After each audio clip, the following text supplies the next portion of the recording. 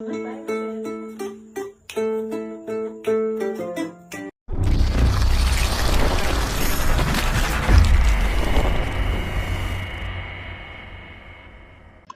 welcome, sir. Thank you, Mr. Mendy, our able MC for this occasion. As you just rightly said, my name is Kalipha Mbye, of course, Deputy Clerk at the National Assembly. And good afternoon, Madam Principal and Vice Principal, all teachers here present, and students of Mindau Junior and Senior Secondary School. Of course, my speech would be very brief because the Doyen has already spoken before me, and of course, Mr. Mohammed earlier spoke well on the topic. So I would just be very brief. I will serve as winding up the what we call in Parliament, winding the debate. I will more like wind the debate since the debate has started and it was well footed. African Liberation Day, that is we are here to celebrate today, 25th May. All over Africa, whether in a holiday style or in a symposium style. The Gambia joined the rest of the continent to celebrate it in a holiday style. And of course, something that we have to rejoice as servants of Parliament. It was Parliament that recognized, previously it was not celebrated in a holiday style. We normally go to work and celebrate it in our different workplaces. But sometime in 2009, if I'm right, that's when Parliament voted in an overwhelming majority in a motion to make sure that we set aside 25th May as a holiday throughout in the Gambia. So that is something that we need to also recognize, that we as Africans, our day we must cherish and celebrate. And that's why we are here today, not in a school or public service mood. On the topic, liberating the mind, I consider as one of the chief most important things of our individual and collective being as a people. For a liberated mind, independence and democracy can be guaranteed in both in the country as a nation state and as a human being. We have learned that true liberation arises from the unification and the embodiment of our true nature as a people. That exists beyond space and time. But we must also be connected to our conscience when our mind is liberated. Because you can't have a true and truthful consent if your mind is not liberated. That is the fundamental chief thing that we must all bear in mind when we talk about this topic, liberating the mind. And yet, as much as our nations that we call the Gambia are independent from colonial rule, as Mahdi just rightly said earlier, I believe he said we are politically independent or liberated. For me, I beg to some extent disagree that we are in fact not still politically liberated. And we may say we are administratively liberated. Yes, previously the colonial masters came to administer and govern us. And the so-called political independence that we say, for me, is not yet realized. Because since our political decisions, until today, are influenced by them. So we are still not politically liberated. Our sovereignty is at stake every now and then. In fact, many a time, I was just taking in my jottings that many a time you hear America calling America-Africa Summit, Russia-Africa Summit, China-Africa Summit. For what? Because they are pushing for their own continental agenda in Africa. So then we are not still liberated, or we are not still politically decolonized. We are still, in fact, we talk about all this while, we accepted even to organize this symposium or gathering in official language, or what we like a foreign language. I am here speaking to you in English, when English is a borrowed language to us. When you go to America, they speak English, that is theirs. In Europe, they speak different language that are akin to their individual nations. The Spanish people, they speak Spanish. You go to UK, they speak English. You go to Italy, they speak Italiano. So what are we speaking as Africans? We speak in the British language. We speak in the American language. Even today, if I have made a broken English language, I will be laughed at. Why? Because we have considered ourselves as an inferior people. inferior language. We have not cherished our culture. But I am very pleased and of course thrilled this morning that despite all the language that we speak, and we have showcased that we have a culture, we have a people, and that is, you have the Manjanko displaying their very beautiful culture here. You have the Jolas just perform a very beautiful cultural stage here. The Mandinka, the same thing, the Wolof. So that is so beautiful and cherished. Of course, Mohammed would have been loved to be here, that to some extent he contradicted himself by coming dressed in a, how would I call it, in a foreign style. While I and Madi cherish in an African attire, and which I love. It's not just for this occasion. If you know me, you'll see that many a time, except when we get to parliament as clerks, we have accepted to be ruled by, until now, we say we must wear gowns and suit. I only put on suit when I'm in parliament during session. Other than that, I always in my African attire. But that is also I am forced to, not according to my own will. But we will see how we can be part of the force to change that. In fact, when a day would come, even in the chamber of parliament, we will put on our African attire as class. Huh? Madi, I don't want you to write a post on that anyway. Okay, in a time where we are taught that for all men are created equal, we see protests all over the world. I'm just trying to see how contemporarily we conceive this, that we are liberated in the world, not only Africa, but all over the world and the continent. We have seen many protests of discrimination. You have said the Black Lives Matter. Why? Because we see our African brothers and sisters being maltreated in the foreign land. But why? Because I prefer to send my child in Europe to do his or her education if I have the will. That's the fact. You see, right now, even not only to that extent, but even in the Gambia, we have even allowed, as administration or as government, allowed the British to be established in their own school curriculum in the Gambia. You see, the British school, they have established their own school. What for? What curriculum are they going to teach there? It's their own curriculum. You see, they say the Turkish school is also in the Gambia. What curriculum are they going to teach there? It's the Turkish curriculum. You say the American school also is here. What curriculum are they going to teach there? It's the American curriculum. So, and it is us, the so-called elites, that would send our children to those schools, but not us, the ordinary Gambian students that would go there. So, meaning we have something in belief that we have to eradicate and liberate our mind that we are not inferior, but of course we are a continent and a people to reckon with so many rich heritage, culture, and of course we are well educated. Madi said something very important here earlier, that many a times you go to, history teaches us that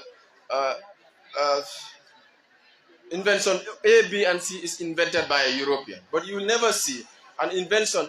That doesn't mean that we have never invented anything, but they will never recognize it or give it us a credit. Some Africans are doing wonders inventing, but they will never. What baffled me was 2 weeks ago, one Nigerian, he was a contestant, or he was trying to break the world record of the Guinness record of cooking more than 100 hours. But before the World Guinness of Records was able to recognize that, they have sent a message saying that, in fact, they have received the message, but they are verifying. All right, they are verifying how true and credible is that. So, because that person is a Nigerian, is an African, but hadn't been it was done by a European or an American, we would have been, of course, celebrated on the world board. So that tells you how they consider us, that we are inferior, we can't break the records, and that we have to liberate our mind and make sure that we prove them wrong, that we can do it even better than them.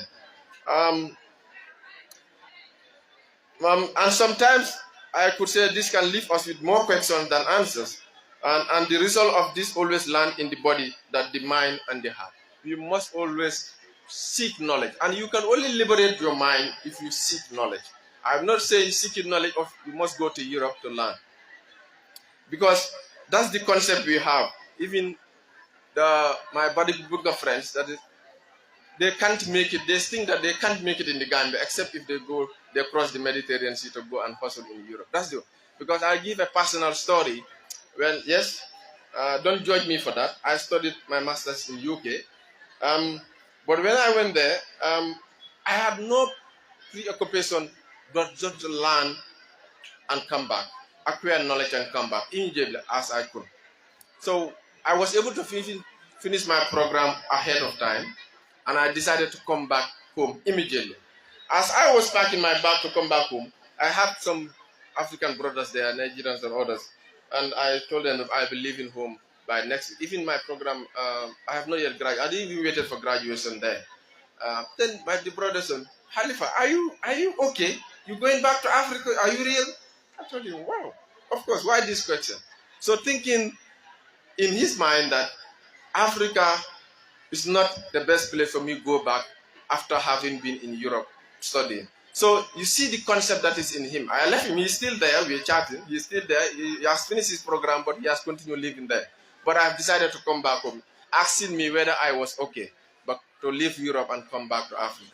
But that is why I have set my mind, I have liberated my mind that this is not my place. I just here to acquire knowledge, but I'm going back to my people, regardless of the situation. Now, the situation may be poor, may not be conducive, but it is me and you and every one of us here who can change the system. Oh, if you all decided to depart this continent or this country, who will here to make? Of course, they will come back and colonize us again. And colonialism for me is still here in a different facet.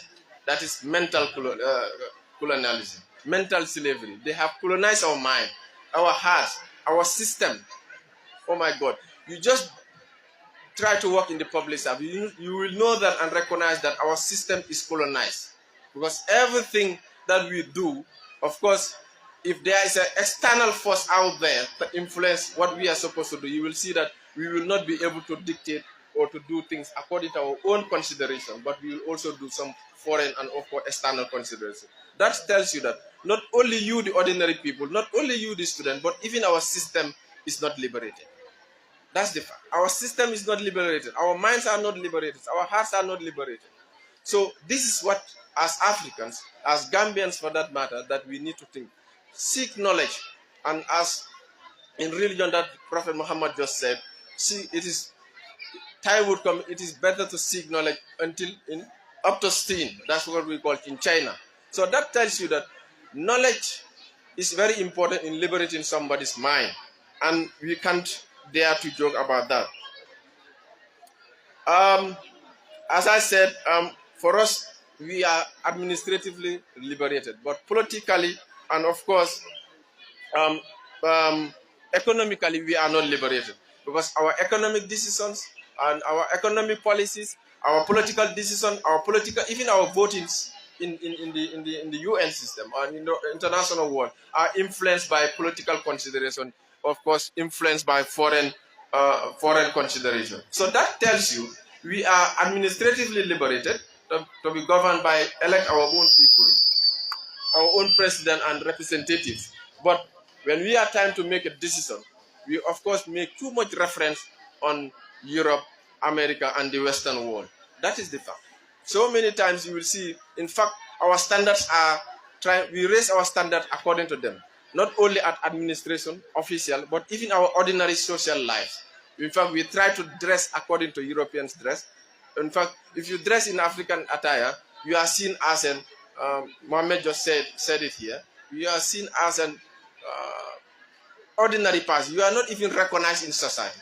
But if you wear your European dress, in fact, to the extent that in our religious festives, now my wife will tell me that if I buy my children African attires, okay, how about European also? He will ask me, how about it?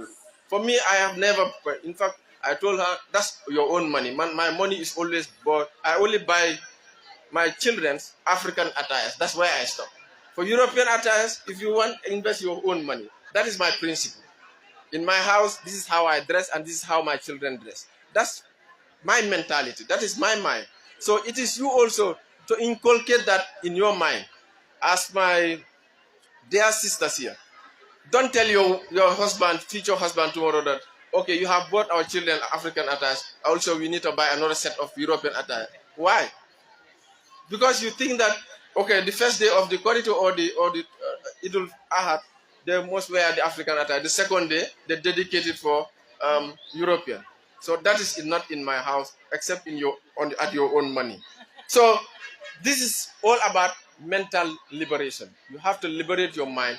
And in liberating your mind, that's the time it manifests in our everything that we do, be it official or ordinary. Even in our elections, if our minds are not liberated, of course, you will see the Europeans or the Americans will be able to impose their own candidates to us. And it happened in some African countries. You see the American interest, the candidate that would be able to dance to the tunes of the American interest would be always be elected at some point. Because we have accepted that it is Americans that have the fine brains, or they can be able to influence our political leaders or the voters out there.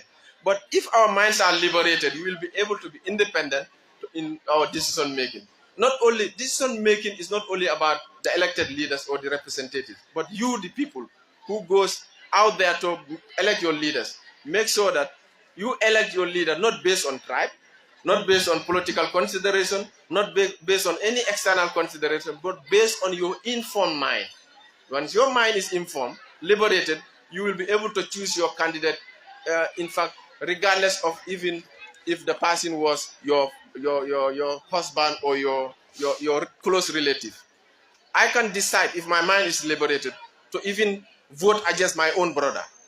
Yeah, because I'm not voting because of a blood brother. I am voting because my mind is informed that he may not be the right person to be there. So how would you make that decision if your mind is not liberated? And it goes on and on in every structure of our society, even our political parties. I don't want to be political. I'm not a politician. But even what do we observe in most African countries, and in Gambia in particular as well? Our political parties are built around one person. And if that person is no more there, you see the party suffering. So I don't need to make reference, but we all know all our political parties, without any discrimination, all of them are built within one person. So that is why, because our mind is not liberated, thinking that we can also be part of those leadership of those political parties. So I said I would be very brief. I don't want to take much of your time. But one thing, the takeaway that I want to just say, that the path to liberation begins with each of us taking responsibility to emancipate ourselves from the labels, of course, the social constructs, of course, the belief system, even our belief system, and the trauma that serves only to separate us as a people from the intimate knowing of our sovereign being and connection to our source. We must, and I repeat on a final note, that we must seek knowledge to liberate ourselves and sustain our democracy that we so cherish and love. This is the true path to freedom. Other than that, we are doomed. Thank you very much.